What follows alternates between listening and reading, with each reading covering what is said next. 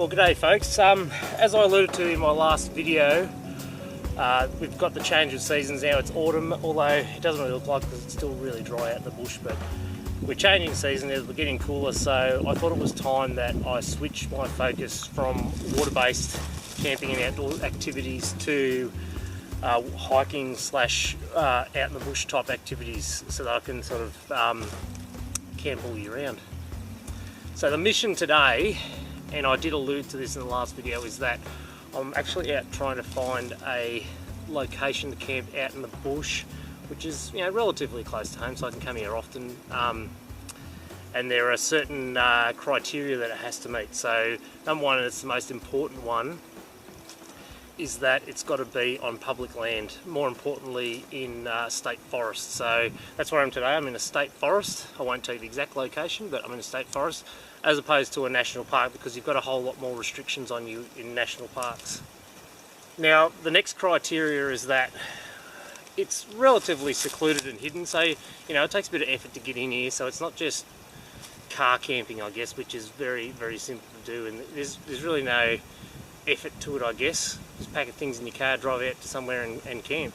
So finding somewhere which is relatively secluded and relatively difficult to get to is another one of my criteria, because I want to be able to make a bit of effort to get in there, so it makes it worth my while and actually I benefit from the experience. Now, as you might have seen from the walk in, it's fairly steep country here, and this is only a scouting mission at the moment to go to some of the local state forests around my area to find, you know, a place that's in public land, a secluded spot, but it's got to be relatively flat as well, let's face it. I mean, yes, if you had a hammock you could camp in this spot, but what's the good of it, you know? It's you have nowhere to set a fire, you've got nowhere to cook, to sit, so you'd just be walking around up and down hill all the time. So I want to find at least, I don't know, 10 by 10 metre area where I can set up a camp, and if I like it, well, we might even turn it into a bushcraft camp.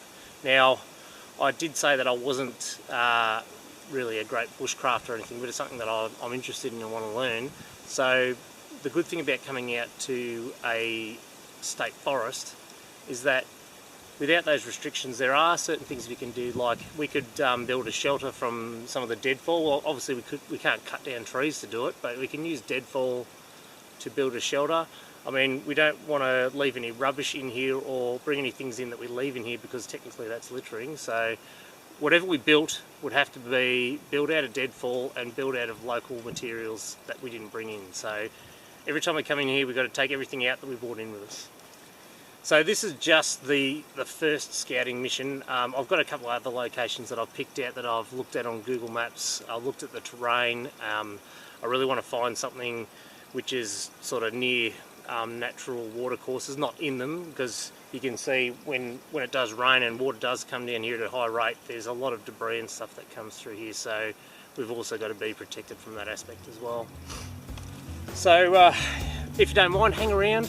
I've got a couple more of these videos coming up where I'm going to do some scouting, and once I find a spot that I like, well, then we'll make our base there and we'll try camp there regularly over the winter period.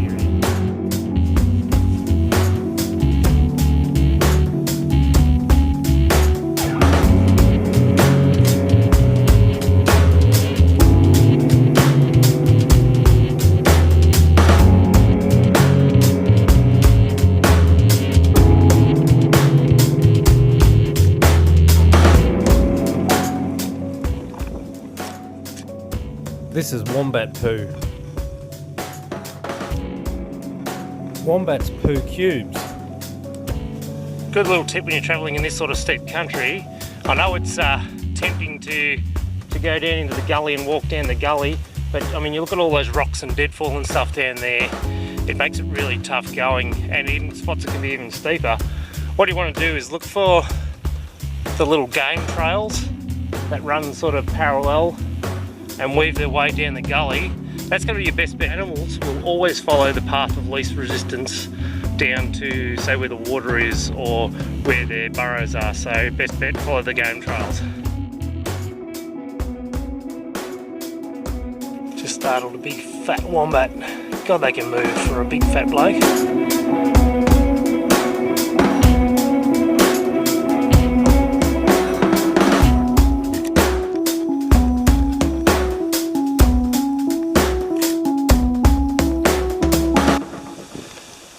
spot out. This is definitely a contender, and this is the sort of topography that I was looking for too. So you can see up there, that's the gully that I've come from, but then over here, up this way, there's another intersecting gully. So what they do is they tend to make more sort of open spots at their confluence, which is, I guess, eroded from the water coming down the watercourse over hundreds of millions of years. So this is the sort of thing, exact sort of thing I was looking for, a little flat spot that's right at the confluence of two gullies. So I think we might pull up here and do a bit of an assessment and check the place out. Well, this site's not super level, it's got a slight slope uphill, but I'm sure if you were to camp here you could slightly do a little bit of a side cut. I mean, there's probably a nice relatively level patch just in here, but probably the key feature about it is there are very little rocks in here. Most of the place you'll see these really shaly, horrible rocks just poking up everywhere because it's really dry, scrubby country. But this spot here is relatively devoid of those rocks, so I think it'd be a good candidate to set up a bit of a bush camp here and come back here regularly. It wasn't too far to get in here from the road. It was probably about a kilometre, but it was in spots it's probably about a 40 to 45 degree incline, so it was very steep. But that's kind of what I like about it, because it helps to add to the seclusion, so you're not likely to encounter other people or see any motor vehicles or anything like that. So I think it's a pretty good candidate for that. One thing I did notice when I just went down gully a little bit, there's a wombat hole probably about 10 metres away, which isn't a big deal. Wombats aren't particularly painful. I mean, I just have to be wary of where I kept my food and that sort of thing. I might even use the old North American trick and use a bear bag and hoist my food up the tree. So we'll see how that goes anyway, but yeah, definitely a really good candidate for a nice little bush camp here. Started drinking this stuff recently, kombucha. I've heard a little bit about it, but apparently it's like a live cultured drink, it says. So I'm trying to give up, well, I'd like to give up sugar, but I'm trying to start with like soft drinks and that sort of stuff, because I mean that's where most of well, my sugar comes from, I guess. So I'm trying to replace it with something that's more proactively healthy for me. So I haven't got the best gut. I get a bit susceptible to sort of gut complaints, so I'm trying to, what does it say? Love your guts.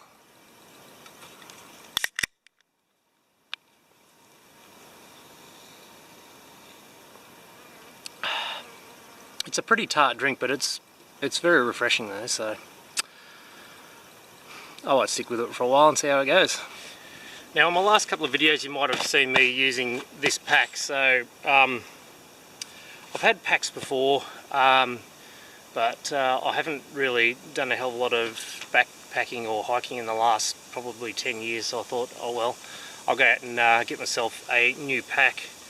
And I wasn't willing to spend a lot of money on it just yet, but just to sort of dip my toe back in the water again. So being ex-military, knowing the mole system fairly well, I decided I wanted a mole pack. So mole means this sort of attachment system where it's got this webbing, and there's a system where you can attach all types of components onto the pack itself. So I thought, yeah, I'll go for a mole pack. But I managed to find this company, I can't remember the name of the company, but anyway, they sold these military style mole backpacks, and I thought, yeah, okay, I'll buy it. It was, and don't criticise me here, it was $60.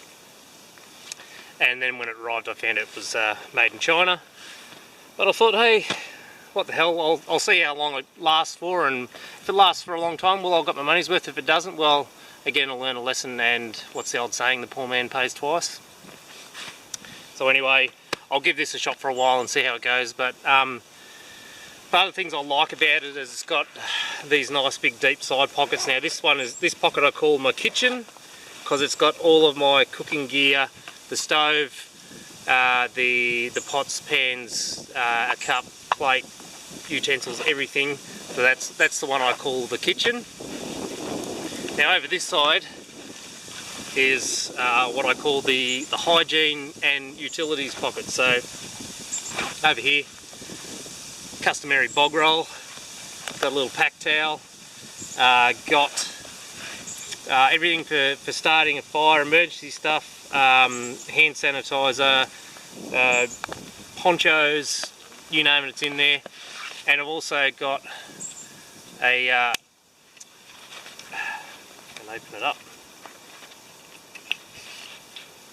a little saw,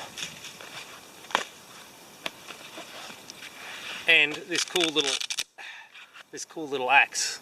So that might definitely come in handy for the bushcrafting side of things. And you can even put it on your belt if you want to. So that's the hygiene and utilities area. Now they've got these really nice quick access pouches on the top as well. And for this one, because it's quick access, what I've chosen to do is put my first aid kit and my water sanitizing equipment in there. So that's got the Sawyer squeeze in it and a head torch. Now in the main portion of the bag, it's just like most other hiking packs, it's just one big compartment in there. And I do remember some principles from the days when I have done hiking, is that obviously the stuff that you access rarely goes right in the bottom, which would probably be tent, sleeping bag, other overnight camping type stuff. Getting up to the top, so your clothing, and then on top of that would probably be food, I guess, because you'd be accessing food quite regularly. So that's where that would go. Now the good thing about this pack, although it might give you a false sense of security, is that it's got expansion zippers on the side, so you could expand it out to, I think it goes from like 60 to 75 litres. I'll put those details up on the screen when I find them, but it does make a sizable increase in the overall volume of the pack. But I think the problem would be that you would end up taking a lot of stuff that you don't necessarily need, so it'd be more wants over needs. So what I'm trying to do is trying to keep my pack to around about the 20 kilo or below mark. So be interested to actually fully load it up for an overnight trip with food and everything, and then weigh it to see how much it actually weighs. But this is the rig that I'm using currently and will be using until it breaks, or if I find that it's not adequate for what I'm doing. One thing I'm quite wary of when choosing a camping spot is the potential for deadfall from the trees. So one of the things I like to look at is the live state of the trees that are above the campsite. So if you can see any limbs that look obviously dead, or if the tree looks like it's dead too, that could be a potential for limbs to fall on you while you're in camp or while you're sleeping. So really a thing that you've got to look out for when potentially choosing a campsite. So that branch up there's looks pretty dead, so it's potential for deadfall. So what I'd be doing was camping more sort of away from there, I guess. So. But most of the other trees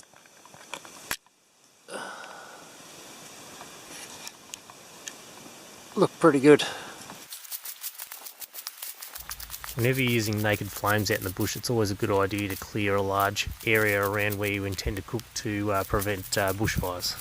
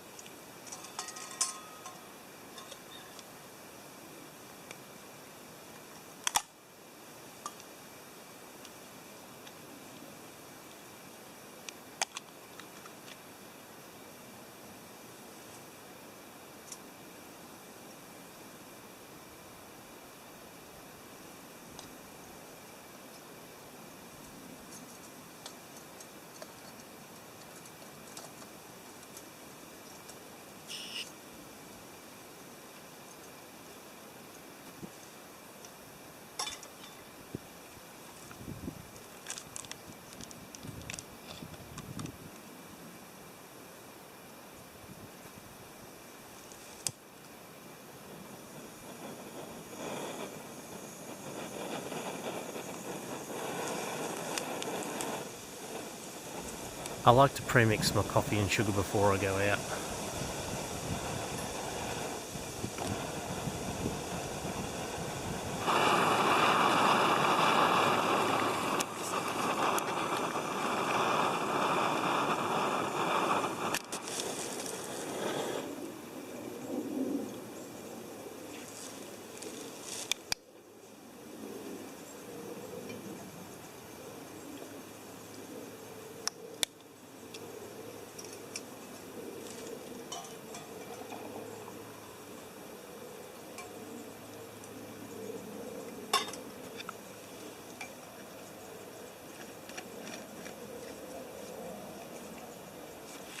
Check out this cool little travel coffee mug that my wife Louise bought me. So it's got a little sealable lid on it. So you put your coffee in there and look, it doesn't leak. You can shake it around, do whatever you want with it, and it doesn't leak. The beauty is you push this button on the top here, opens the spout for drink. Oh, that's hot. Take a drink, push the button, boom. And look, she was even thoughtful enough to get my initials put on there too. Thanks for that, Lois.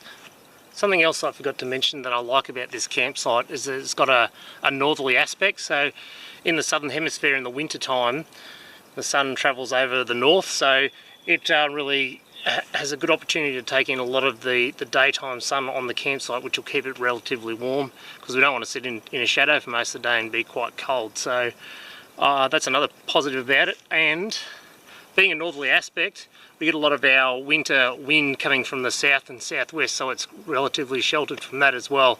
The only thing that I can see being an issue is the wind funneling down the gully like that and creating a bit of a wind tunnel effect. But I'll have to come back when it's a bit cooler and there's a bit of a wind blowing and see what it's like.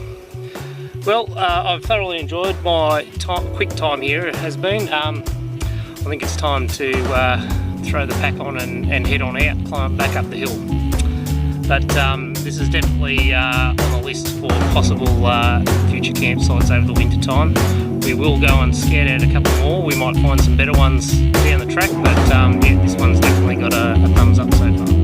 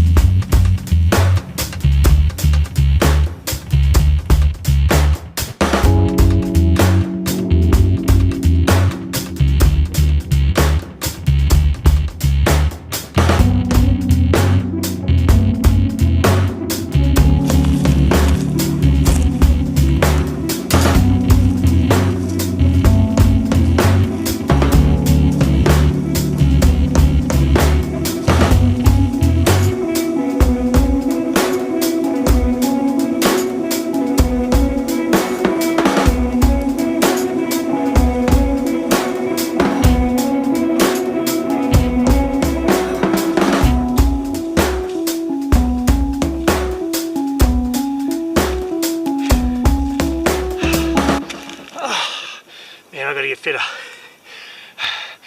Thanks for watching, guys. See you later.